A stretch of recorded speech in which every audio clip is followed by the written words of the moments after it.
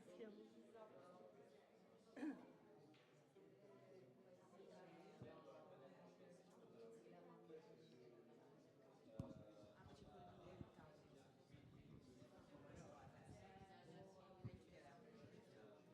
think I call everybody because it's too small there. So I will just come. Huh? Will be the first, second.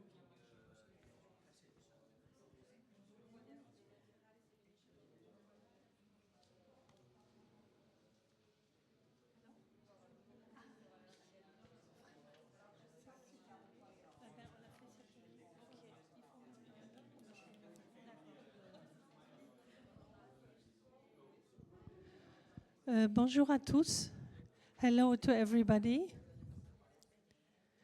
I think we can start this panel on climate change and tourism flows of the project Herit, Adapt. And I'm very, very glad that all the partners could be here to share their experiences. So why we do this? It's the global urgency of addressing climate vulnerabilities and managing tourism flows is one of our nearly daily experiences and issues. And now this workshop, it emphasizes on the collaboration which is issued by the European project, but some people who are not in the project could easily understand why collaboration and cooperation is very, very important in climate change, and we listen to that within the whole Green Destination Conference. We were having some key questions. How can we activate and engage territories and stakeholders within this complex situation of climate change linked to tourism flows? What practical tools and methods are available at the destination and on a heritage level? I say heritage because Herit Adapt is on heritage, natural and cultural heritage. How do we effectively raise awareness among both stakeholders and visitors? I just followed another panel, and there were this guy saying, what is there for us, for the visitors? So this is a question. All tourists always say, what is there for us? So we include this part also in our project. But first, perhaps just some word, Kostas. This project has a leader, which is Western Greece. Thank you to be there, and just some words for everybody. Thank you, Angelica. I'm very glad for being here. I'm Kostas Zamaloukas. I represent the region of Western Greece, which is the lead partner in Herit Adapt project. Actually, we are running in the second year of implementation of this project, which ends on June of 26. In this project, we have partners from 8 countries, Greece, Italy, France, Spain, Cyprus, Croatia, Montenegro, and Bulgaria. And we have selected 8 pilot areas where we will try to apply, to test our methodology, the model that we are going to, is being implemented at that time. And one important aspect is that we try to engage the citizens.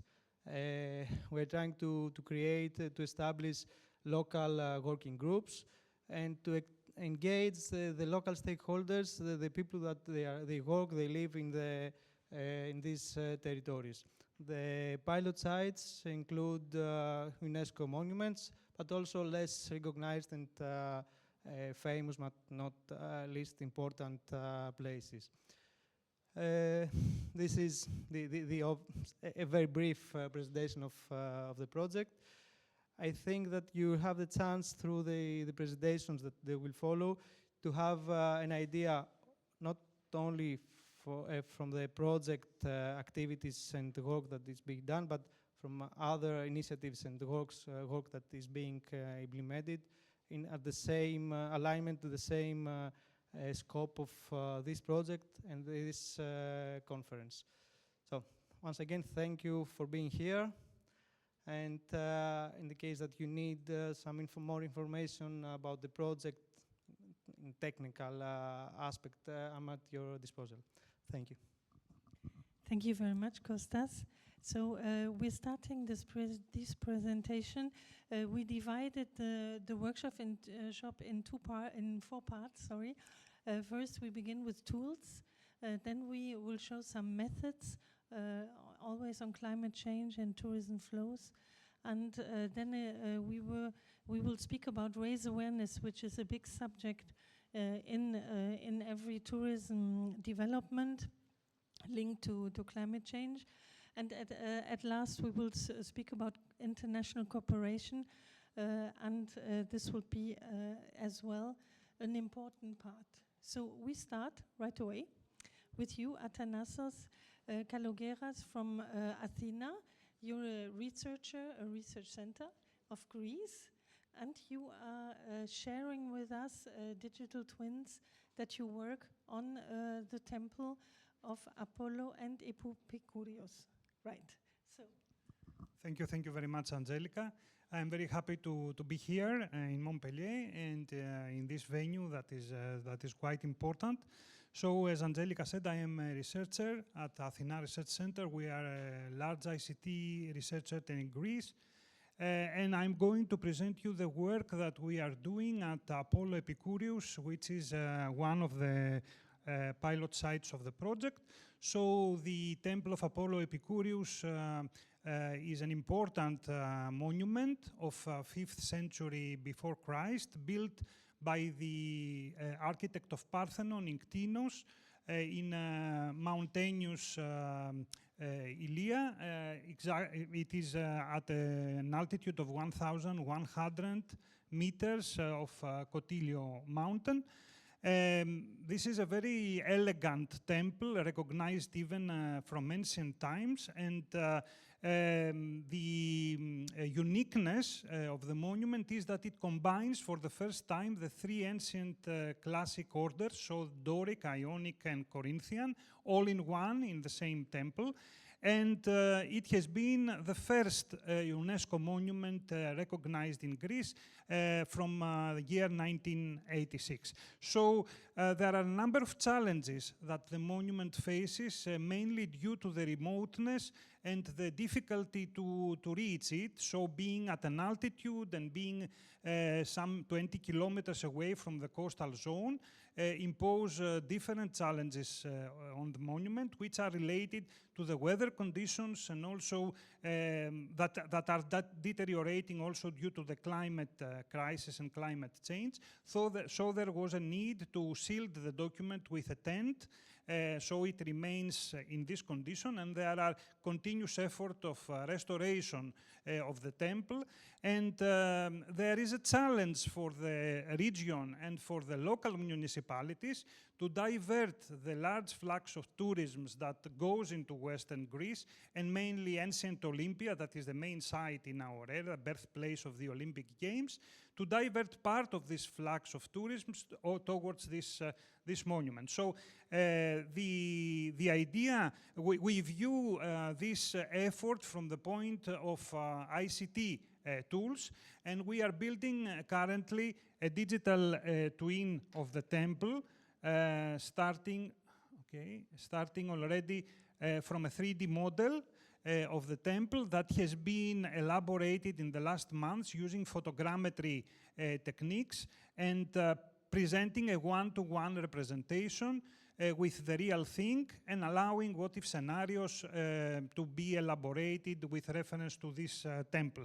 And then the next step is on how to overimpose on this 3D model data collected from different sources, weather data and other types of data, so that you can work out scenarios. And the second, how to use existing tools that were developed in previous projects in order to help the restoration efforts. So, for instance, we had the warmest project with University of Granada as lead partner that has produced two important tools. One, using AI in order to detect defects on the salience features of a 3D model, and the second, a tool that enables the annotation of a monument of a 3D model with expert knowledge provided by the archaeologists or the restorers. So we are going to use these two tools in the new monument. And another goal that was set by the F48 of Antiquities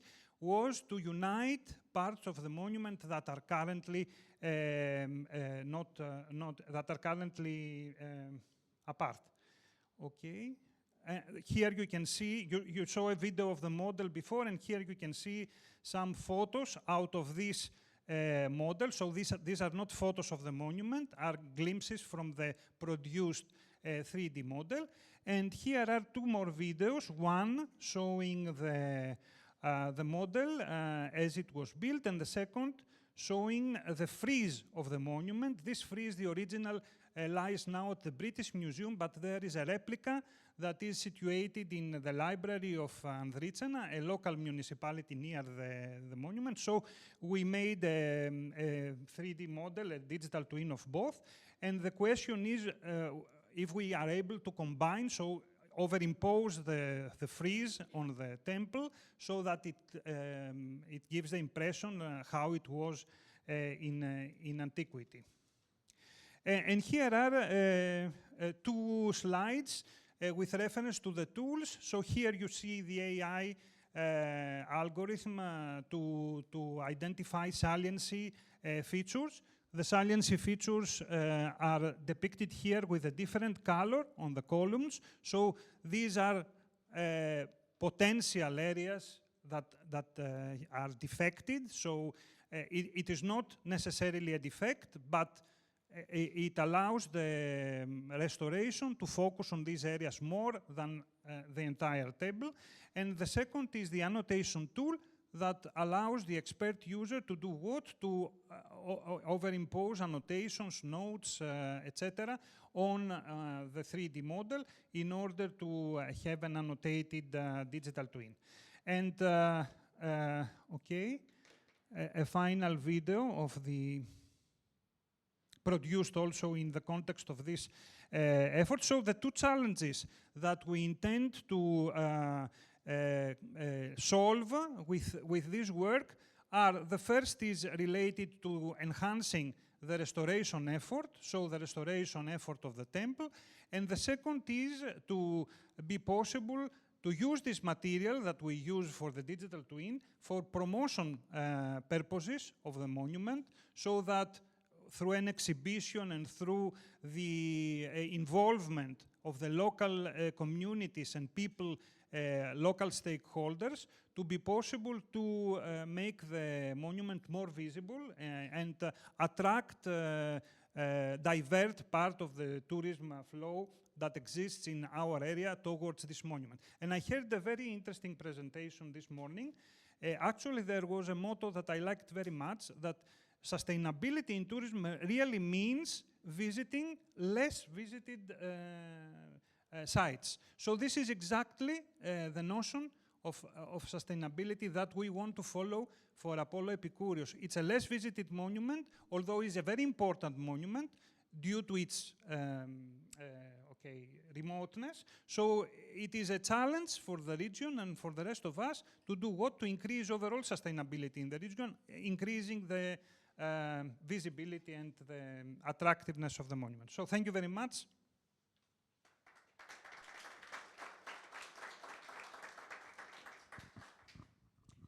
Thank you very much. Now, so you saw this first tool. Something similar has been done in Montenegro, and so Milos Ivanisevic.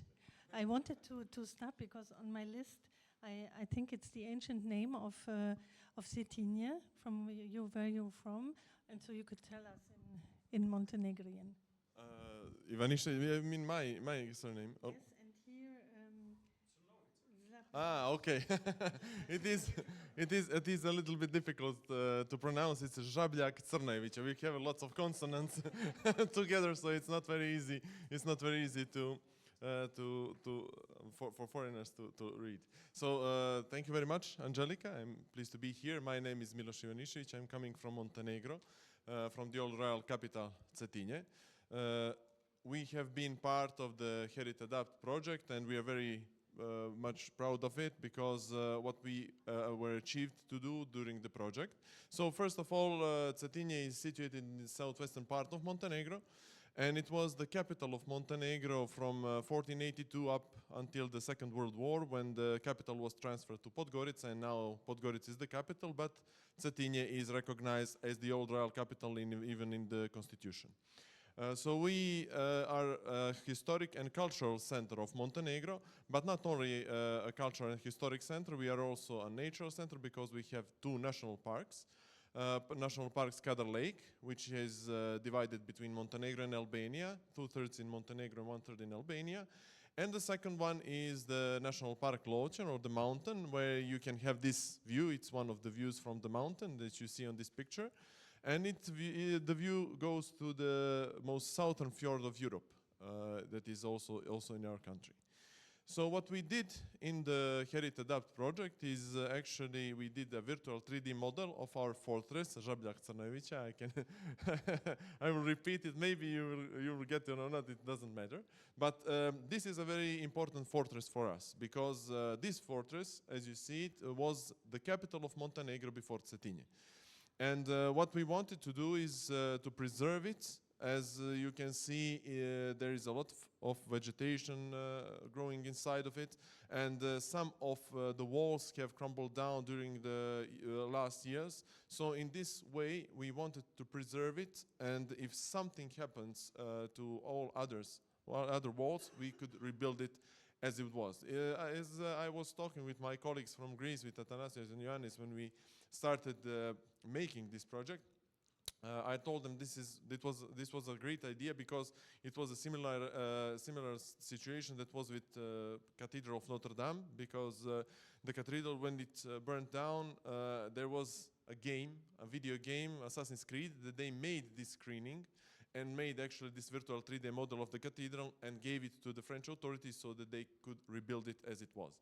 So that is something that we wanted to do also with Žabljak Crnević, and right now we are doing several projects with it, also cleaning of the greenery, as you can see, because also of the climate change. This year we had very few rains, and there is a potential hazard of wildfire. So in this way we want to clean everything around the fortress so it doesn't go crumble and through due to a fire. This was a drone that we procured during the implementation of this project. It is a leader drone, a very good equipment so that we could use it to build this 3D model. And actually we did it and wanted to do it even before, on the beginning of the year, but then the rain came, so we actually did it in April. And I can show you, these are the screenshots from the 3D model. It gave us a very, very detailed model that we can even measure. We have measurements, everything, so how thick the walls are, height, everything else, so that we can preserve it in a much better way. We have also a link, but right now we are not in a possibility to show you the link, but if anyone wants to have the link and see, touch, and scroll inside of the monument, we can give you that. And this is one of the main concerns right now, because we have been talking also with our Ministry of Culture and the Administration of Preservation of Cultural Monuments, and they told us that they want to have a partnership with us and do as many monuments as we can, not only in the territory of our city, but in whole of Montenegro. So right now I can actually say that the project has reached not only this goal, but future goals that will happen in the next few years. If you have any questions, we can then have it at the end of the presentation. Thank you very much. Thank you a lot, Milos. So you saw there were two tools presenting.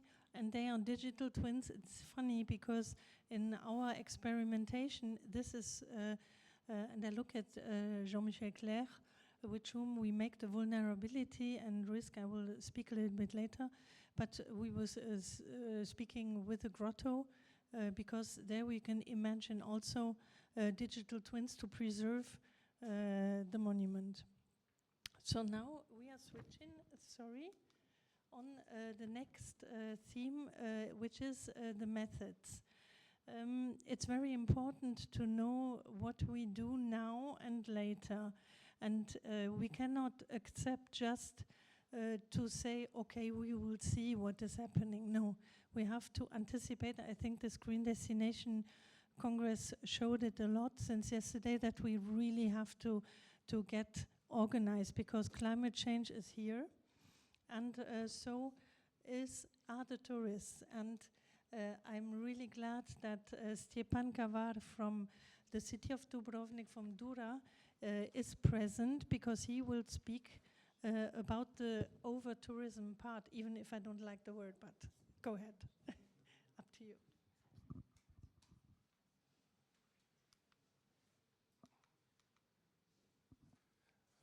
Hello everybody, my name is Stjepan. I come from Dubrovnik Development Agency, a non-profit organization founded by the city of Dubrovnik in ownership of the city of Dubrovnik, link between the city and other institutions and organizations responsible for sustainable development.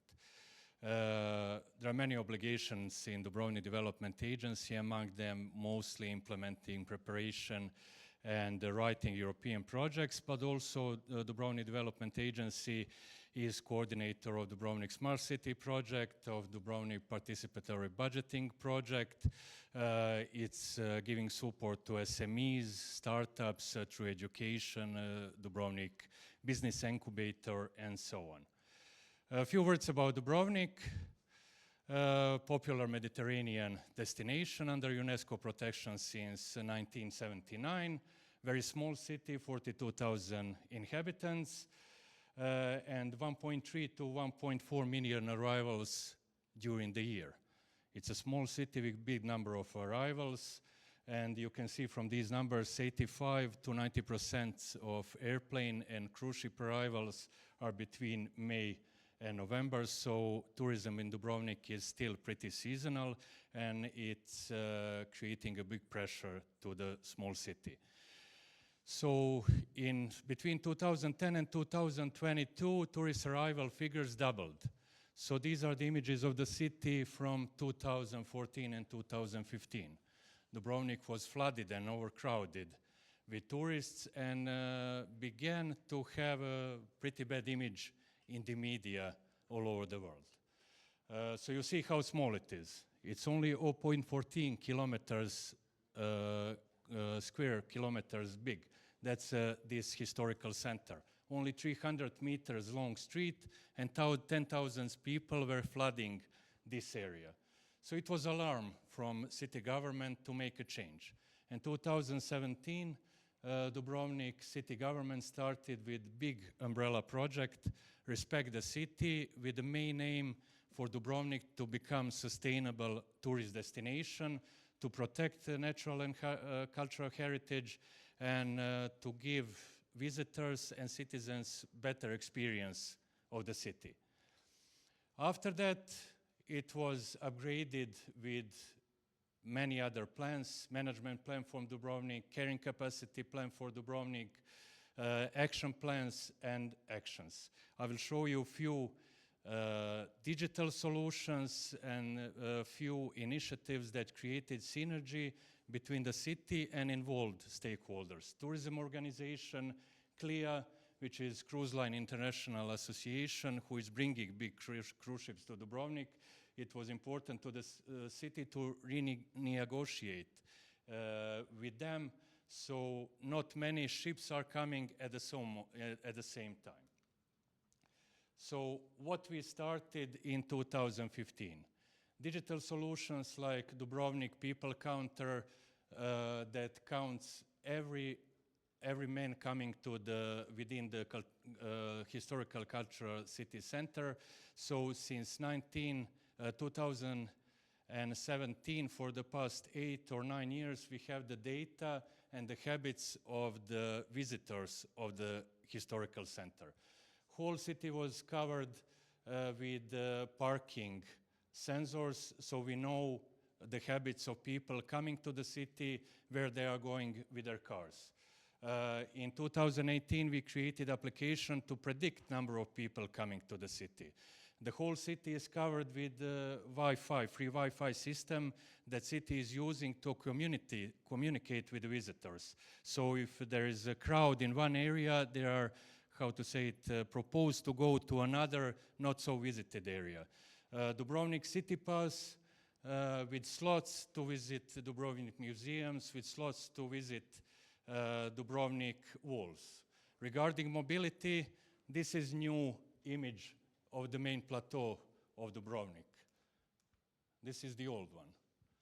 So every tourist ship, every tourist bus coming to the center has to use bus web shop to buy and to reserve their own slot. This year, Dubrovnik started with big project, special traffic regime zone. So all around UNESCO traffic zone, traffic is completely allowed only or regulated and allowed to vehicles depending on a category. So everybody is not allowed to approach the UNESCO center. Also, delivery vehicles are also heavily regulated. Also, the city is building a big park and ride area 10 kilometers from the city, which is funded from international territorial initiative. Big money is funded there. Every car coming to the city will be redirected to park and ride, and then obliged to use public transport, and that will be the only way to enter the city. So as you see from this image and this image, this big sustainable idea was one of the projects that really showed that it can be successful. So many small measures and many big measures worked in a synergy, so Dubrovnik achieved sustainability in a way. Thank you very much.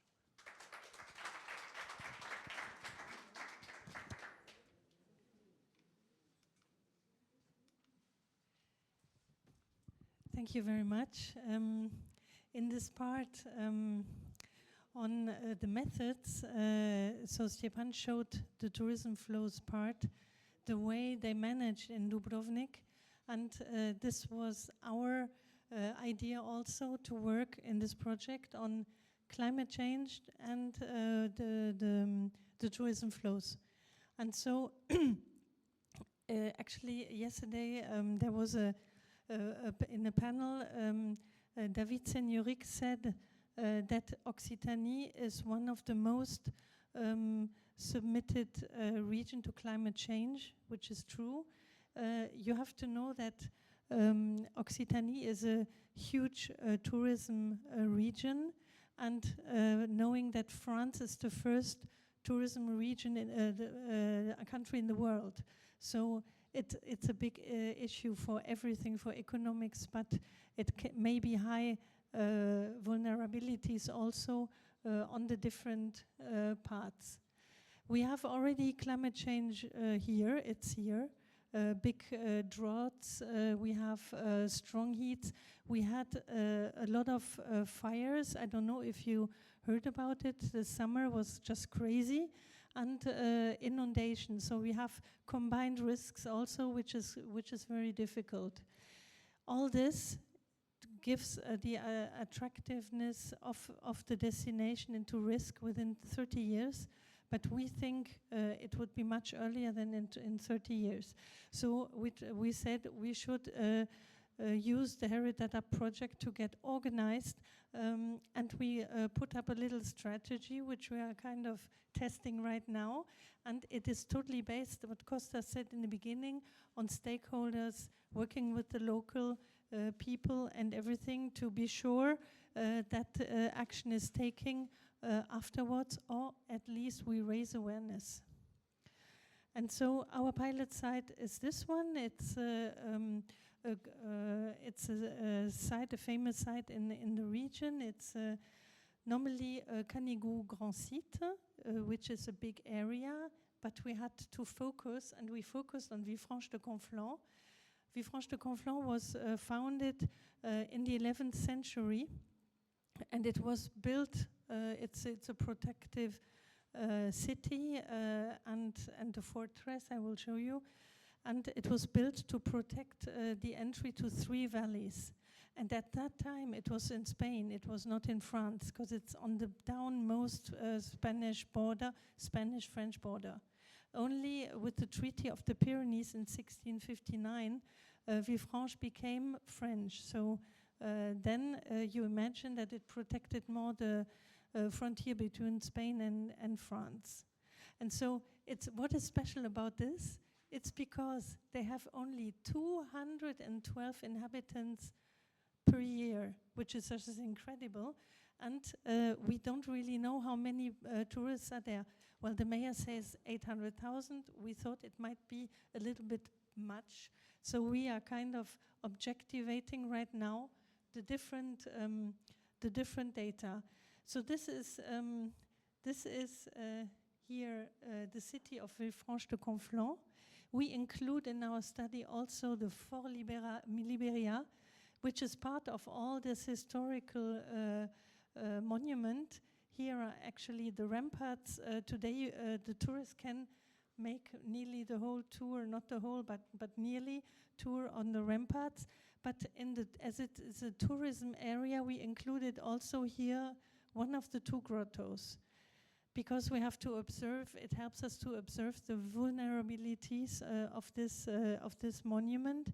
And we combined actually here, we wanted to give objective numbers of tourists. We installed 3 eco-counters on the 3 openings of the town, which helps us to monitor for 1 year how many people is coming in and going out, and then having a clearer idea. We added 2 studies helping us to realize these countings. It's city profile and flux orange with telephones. So we will have a lot of comparisons that we can make. In parallel, we are right now conducting with Jean-Michel Claire of ADOC, he's our associate partner. We are conducting a vulnerability check, and I think this is a real great method to go into really what is happening in the destination. And we are a lot of back-checking with all the stakeholders. What will we do in the end to get all the results shared to other destinations? We decided to inject all the data in the tourism intelligence tool, which is my colleague Dominique, if you want to come, just say several words about it and all the thing we can do with it. Yes, we can do a lot of things. Just one word, because a picture explain more than I can do.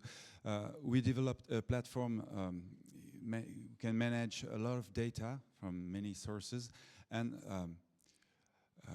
the goal is to improve, to demonstrate the facts, to transform opinion on some kind of we can hear about climate change, and we want to objective the findings we can do. So this kind of project is also the possibility to improve our tools with real data. So we, as Angelica said, we inject all the data disponible we can, and we'll data visualize all the data and mix all the data to improve, to demonstrate the situation. If I want to be very very short explanation, it's okay for you? The thing which is interesting actually is that we do that for all the destinations in Occitanie. They profit from our work, and they profit also from sources like this. They are all working, for example, you worked on big heats within 50 years, so we could draw parallelism and everything. So we are ready to use all the different experiences and to share it with the other destinations. Thank you.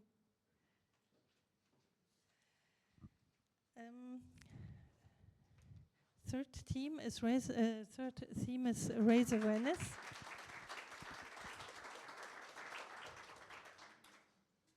Raise awareness is really, really important. And how do we do that better?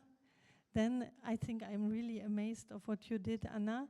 Ana Garcia Lopez from the University of Granada. Thank you very much to be here too. And I give the floor to you. You are in the arts department. Yes. You're not tourism department. No.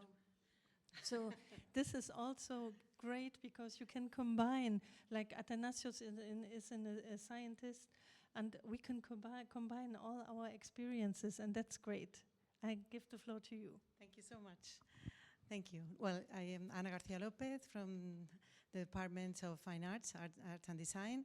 I'm here together with my colleagues in the Departments of Economics and Tourism. So we are a quite multidisciplinary team. Let me get the time. Our presentation is on emotionally intelligent destinations, or how storytelling and AI can help redistribute tourism flows. Is it here? Yeah, the next one. This? Okay. Okay, our challenge is our two associated partners are the Alhambra and also the one area which is quite big right over there, which is connected to the Alhambra through the watchtowers. So those watchtowers were connected to the big watchtower in Alhambra when the Muslims were sovereigns in Granada for 8 centuries. So we wanted to connect stories so that we can balance tourism, because there is 2.7 million visitors per year in Alhambra. This year they had just released the numbers, and there's almost non-visitors over there in those beautiful towns that has beautiful towers and beautiful history and very, very well connected. So our proposal was to use AI-generated narratives so that we can use these storytelling and emotional narratives to divert these tourism flows from the tower in Alhambra to these lesser-known culturally very significant sites. Thank you. I just wanted to make sure that I... So how we did that is through this emotional storytelling that will help us link through itineraries, gastronomy, crafts, and local narratives that could help deviate these flows of tourism from Alhambra to these, which are quite close. We did that. We have released the first chapter. You're going to see a very small part of it through hyper-realistic animation, through the linking all these gastronomy, itineraries, and so on, so within the realistic animation. This is exactly what we mean. I don't know if this is working. Okay, you need to play? Okay, there we go. Does it have sound? Okay. So most of these towers are just stones. We have rebuilt them. Once you rebuild them, and we have revealed a little bit of the this is AI produced, and how the Catholic king and queen, and all the history, and how we relate that to the territories today. This is a very, very short. Su Majestad, la Torre Norte. And by we are linking this artistic. Esas torres, siempre con malas nuevas. Majestad, antes de vuestra corona, cuando aún los tambores del Islam resonaban en estas sierras, la tierra ardía entre el Genil y la Vega, las torres, hijas de la piedra y la vigilia, aún se alzan, mudas pero no ciegas. En Elvira, el torreón que susurra a Granada, en el Soto de Roma, muros que aún saben de guerra. El Bordonal vigila los llanos, el Molino y el Chopo guardaban los pasos del norte. Nigo Andrés, Porqueriza y Solana, brazos de Moclín, llamas de frontera. En la encantada, la torre sueña sobre el Genil. En Deifontes, la primera en ver al enemigo. Clementino duerme en Tocón y en Agrón el eco aún cabalga. Las torres hablaban. Well, the idea is to let the stories bring people over there by helping with the help of the Alhambra and the towers there, the Torre de la Vela, which is very, very well known and visited, to have these animations and help people go there. And we are working right now in the touristic product that we are working with the city councils, with the associations, and with all the stakeholders in the territory to let the Alhambra help these territories bring some people and some of the interest, which is quite related. This is exactly what Granada started going to the hands of the Catholic and king and queen. And we understand that we think that this could be a very replicable methodology across the Mediterranean destinations because it connects emotions, it connects with the people very easily, with the identity and the rural resilience that is in these areas. And of course that we want the watchtowers not to watch people, but to watch climate. So the idea is to place some of the sensors in these watchtowers so that we can turn something that has been quite hard to, particularly now, as frontiers and as a place of war, and to turn that into watching the climate. So this is our proposal and as a method. Thank you.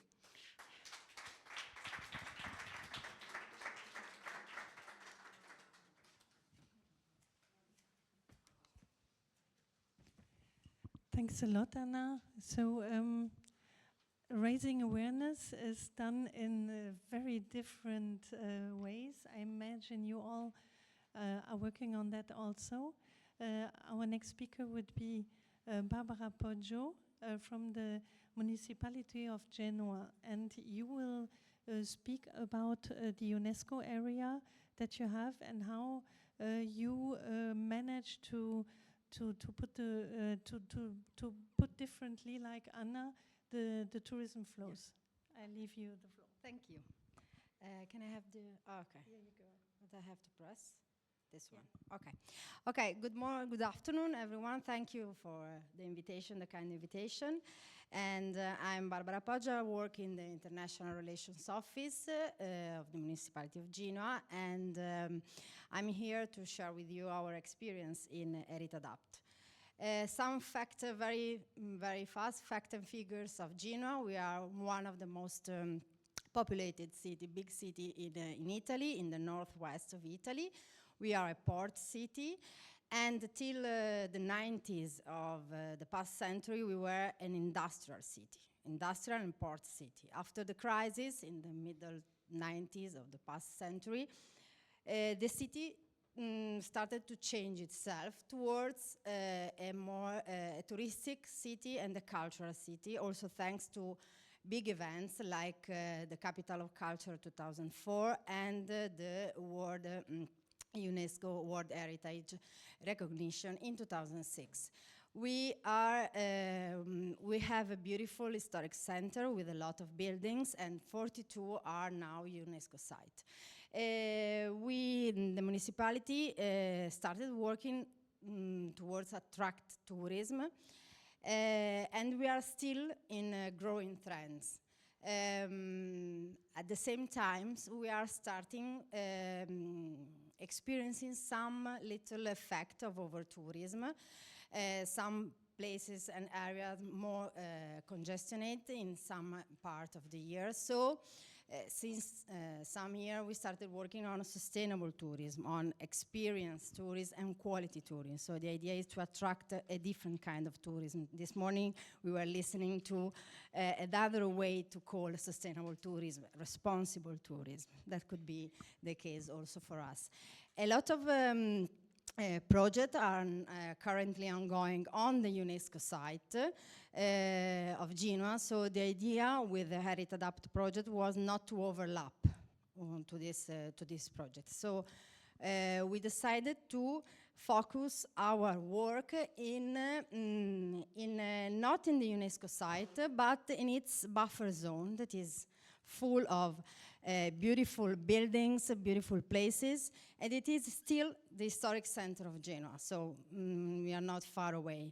Even if the idea of the municipality in this past years was also to diversify the offer, the tourist offer, the cultural tourist offer, but also the whole tourist offer, because we are a city, so we have beautiful landscape, we have hills, and so on.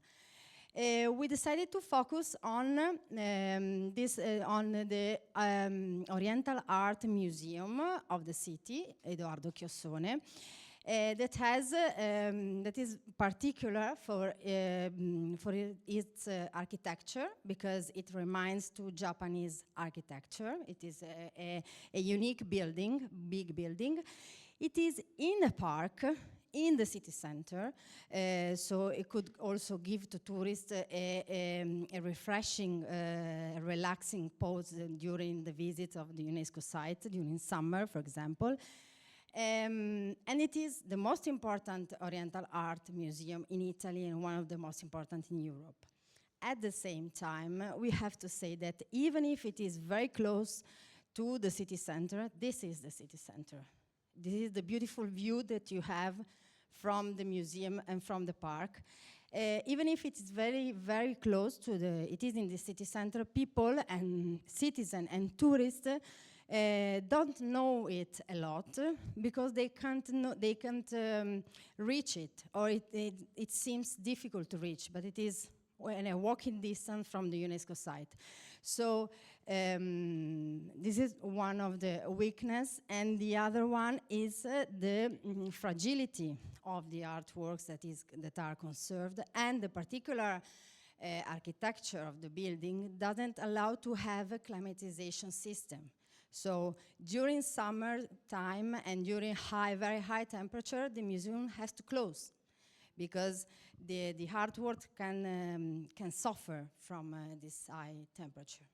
With the Herit Adapt and working with the territorial working group of the Herit Adapt, with the Department of Tourism and the Department of Culture, we decided to work on two strands that are the two strands of the project. So protecting cultural heritage from over-tourism and from climate change.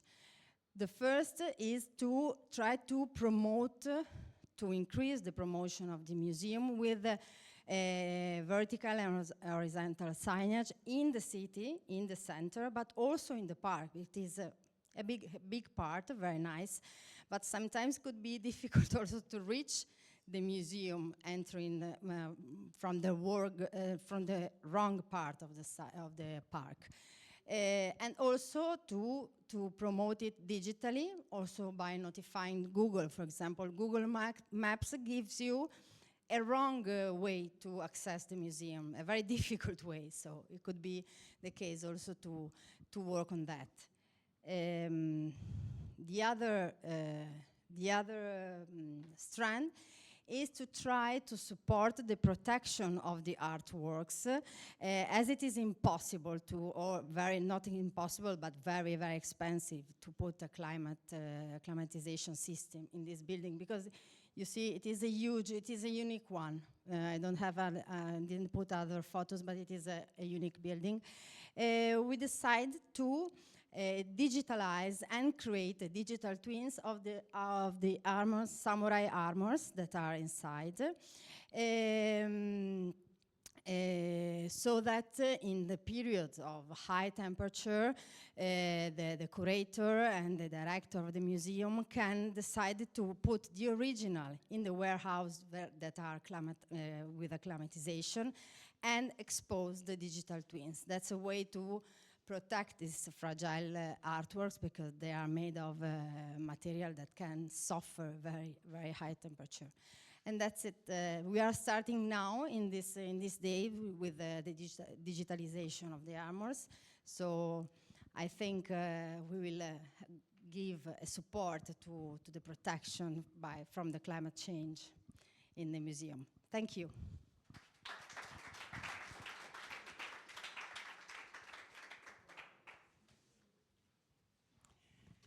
So thank you very much, Barbara and Anna, for this part on raising awareness. Actually, we are now on our last part, switching on the importance of cooperation. And we have with us Ioannis Mardikis, who will speak about this importance. He's following different projects, and which is just great. We have a dialogue for tourism, which crosses different projects of the Interact that we are now following with Herit Adapt.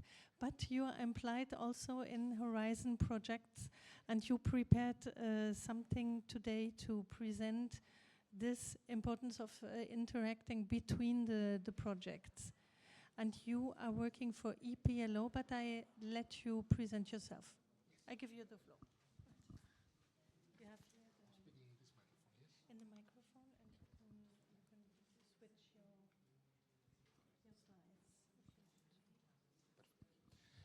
So hello from my side also. I'm Ioannis Mardikis. I'm environmental sustainability specialist of European Public Law Organization, EPLO. We are performing lots of European projects and many technical and technical assistance projects all over Europe. We are actually working from 1995 and we have implemented more than 200 projects so far. We are an international organization operating in more than 14 countries, and we, in our board of directors, we are actually having 67 public institutions. We are going to discuss today in this important event some cross-cutting challenges and an horizontal approach in relation to what we are doing. So among Herit Adapt, we are also partners of the governance project which is called Dialogue for Tourism. And the idea of the Interreg Euromed program was actually to, I will give you one word, to create synergies among different projects, to accelerate the ability for different projects that are speaking for the same topics and they are touching the same issues to come together in order to communicate the results and create something that could actually be more than the reach of a single consortium, of a single partner. So when it comes to the community of projects inside Interreg Euromed architecture, Herit Adapt is actually here, so we belong in the cluster that is related with climate adaptation and risk prevention, while in the meantime, there are several other clusters of projects.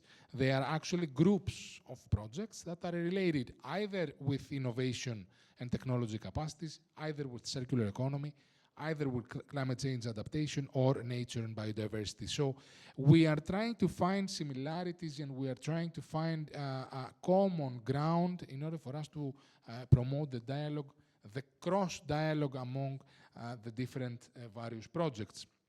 An example, we could invite all of them to come into our workshops, to come into our events. We could also try to find some common solutions that probably in Nature for Change, that they are creating a sustainable tourism model, a climate models, we could work together. So these are some ideas. All this is actually tuned by the community of projects which belongs to the Euromed program. When it comes to Dialogue for Tourism, we are seeking those results from the different projects that could be integrated in several policy papers, in various policy briefs, policy recommendations, and they can actually be the tools that will accelerate the policy dialogue in the tourism sector. We know that the tourism sector is very broad, it has many, it's a complex ecosystem, so we are trying with this project to accelerate the policy dialogue. In this sense, we have created a policy brief. It was actually a policy handbook of 70 pages, and then we created a policy brief that was connecting the critical intersection of tourism and climate adaptation in the Euro-Mediterranean region. Herit Adapt has provided inputs in this policy paper. So there were many case studies that were extracted from the thematic projects that I demonstrated you in the previous slide. And very important policy recommendations that will feed the work of this project of Dialogue for Tourism, which has sustainable tourism policy labs with many tourism experts. It has a network of sustainable tourism observatories where cities that are interested can join and start to be trained. It has major events, and it will produce lots of policy work. I'm moving on. You all have these, you all know these elements that I will be discussing about. So tourism is actually a cornerstone of the Euromed economy. We are having more than 300 million tourists that are coming to Mediterranean annually. While in the meantime, the temperatures are rising, we are actually expecting for a seasonal reshape of tourism patterns with 2 to 4 degrees increase by 2050. In the meantime, we have a severe biodiversity loss, such as a 30% decline in Posidonia oceanica due to the anchors of the yachts and many other factors. The carbon footprint of tourism is very important because it is influenced by air travel, and it contributes 5% in the total region greenhouse gas emissions. And of course, one of the main elements that we are missing so far is the national strategies and the local strategies to embed climate risk assessments, because they are very important in terms of the viability of the companies that are actually operating in the tourism sector, after all. And one element which is very, very important is actually the tourism governance with cross-border collaboration. So some of the recommendations that we came upon and we found during the creation of this policy paper was actually the fact that we need to strengthen a multi-stakeholder collaboration, as we did in Herit Adapt. Herit Adapt, you must know, it's one of the most successful projects because it is the one that brought together the conservationists of the monuments with environmental science. And many of the things that could be considered as a miracle, let's say, we cannot touch any stone or anything in Alhambra, we cannot do anything in the roads of Genoa because things are not permitted, etc. We started this dialogue, and we had in our minds that conservationists of the monuments, they are living in a silo. They are not. They are starting to understand what's happening. Sustainable practices, of course, we have to incentivize eco-friendly initiatives, and we have to urge all the tourism sector to gain some of the certifications. Digital innovation, as again in Herit Adapt, is totally needed. Community engagement is one of the essences of tourism success. And of course, monitoring and evaluation, very successful KPIs that need to be set. Also in Herit Adapt, we need to come up with a set of KPIs to measure our project success. They have to be established. And of course, advanced tools for policy making. As I told you before, the policy making in terms of destinations, national authorities, all the market is something very important. So there is a fragmentation in the tourism sector that needs to be addressed. I'm moving on to another project now, which is actually related in some part with Herit Adapt, because in this project, it's one of the flagship projects of the Mediterranean. We belong in one out of 5 flagship projects in Europe. We are seeking these nature-based solutions that can actually make a change in order to accelerate transformation towards climate adaptation and resilience in the Mediterranean.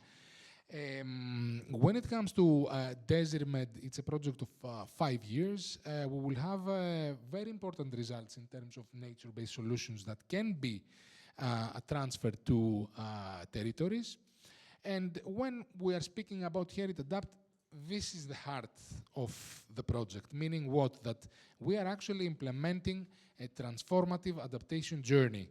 We are operating in 5 demonstrating regions, very important regions in these countries, Portugal, Spain, Italy, Croatia, and Greece. And we have also 3 replication regions that are going to be adopting the lessons learned. So this is actually a transformative adaptation journey, because when we're speaking about nature-based solutions and lists of nature-based solutions, we have to understand that we need to change the mindset of, first of all, the policymakers, and then all the actors that are involved in the decisions that need to be taken.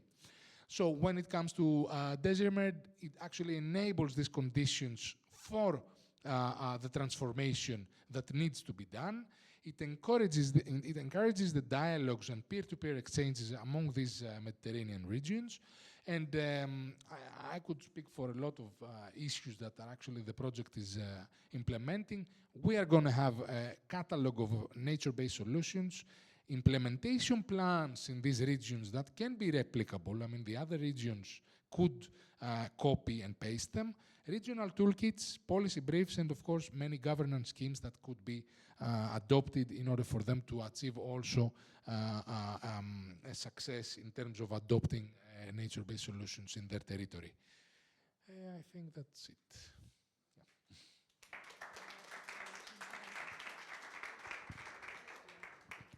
Thank you very much. So we are coming kind of at the end of our panel, and everybody took only 5 minutes, nearly. So it was really great, and we have some time for discussion. I don't know if you have already some questions. I will say it in French also, because probably a lot of French people.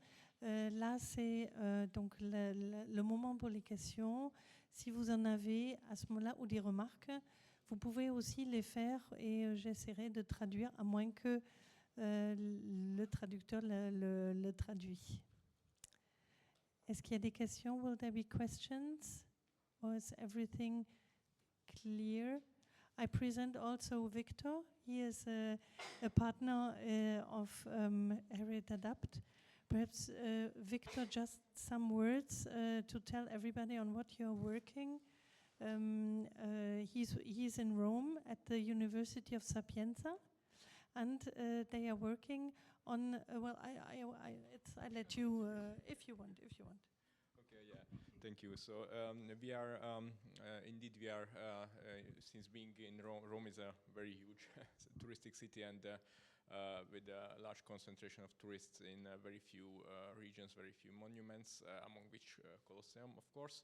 And we have an associated partner, Coop Cultura, which manages a small site, which is pretty near to Colosseo, still almost unknown to tourism. So we are collaborating with them in order to raise awareness regarding this site, and especially make the visit more enjoyable according to the contemporary taste. So we are integrating a series of extended reality solutions, and we have developed a replicable model for easily generating extended reality contents for tablet-based and projection-based installations, in a nutshell. So this one is very interesting because it's the same or similar problematic as in Dubrovnik, where you have a lot of tourists concentrated on one or several sites, and then you find some ways to bring them to other places. I think there is another project, Ioannis, Cool Noons. It is like not a twin project, but it's quite similar, and they are working, and you are part of it too. You could like speak about that. Yes.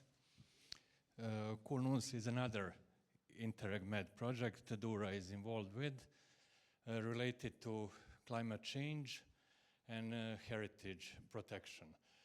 So what we are doing in Dubrovnik, we are creating special cool paths. So during the summer, people can have shelter from heat waves. And projects, different pilots, some of the pilots are planting trees to have shelters.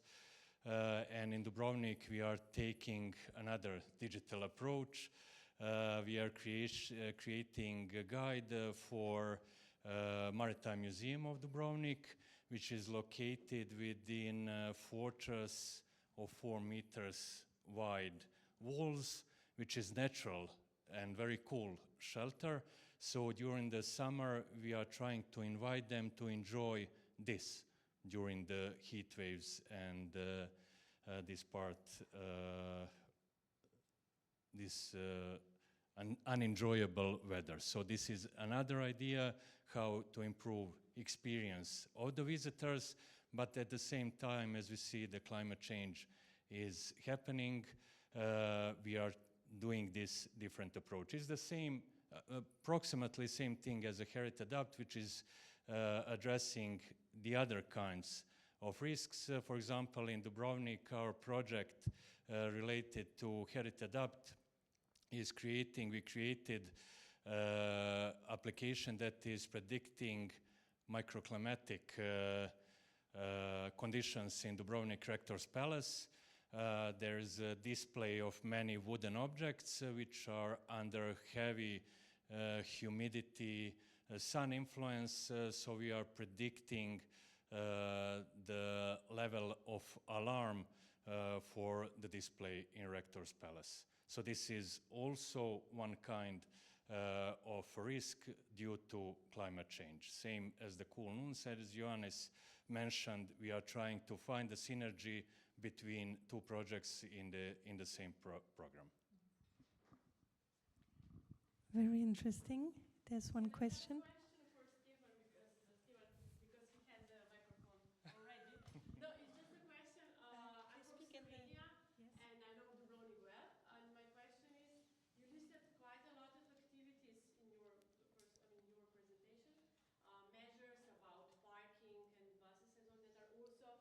affecting and impacting locals living in Dubrovnik. How are you working with the local community? How do you cooperate? How do you communicate all these like measures affecting them as well? Could you please just repeat? I think it didn't record the question. Just follow. Okay. Okay, so just quickly, how do you cooperate with local community, with locals living in Dubrovnik when you are implementing all these measures about soft mobility, parking spaces and buses? Yes. We have a number of initiatives. One of the biggest initiatives in the city is participatory budgeting initiative in which Dubrovnik gives 2 million euro from city budget directly to recommendations of the citizens, so citizens can vote solutions in their area or the neighborhood. City is divided in 25 neighborhoods like parts. Every neighborhood gets 120,000 euro for a solution, and most of these solutions are mobility related.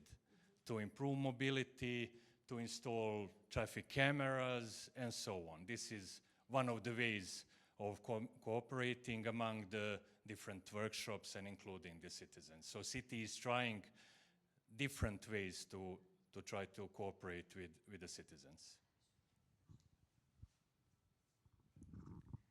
Do you have something similar in your country? Yeah, I mean, in Ljubljana, we have a representative from Ljubljana here. Of course, I mean, I just wanted to stress out the importance of and hear from your side too, how important it is to develop these measures in close cooperation with locals living there and feeling these struggles every day. Yeah. So yeah, being transparent and sincere with them to develop measures together, to include them in this process. Yes, certainly. Fine, thank you. Are there other contributions or questions? There's another partner here from Bulgaria, but I just mentioned because he's here and he will work on a pilot site in Bulgaria, but does not know yet. And so welcome to you too. Well, if there's not another question, well, we could finish this panel. And thank you very much for listening. And then you can come back to me, Angelika Sauermost, and if you need some information, no problem. Thank you very much.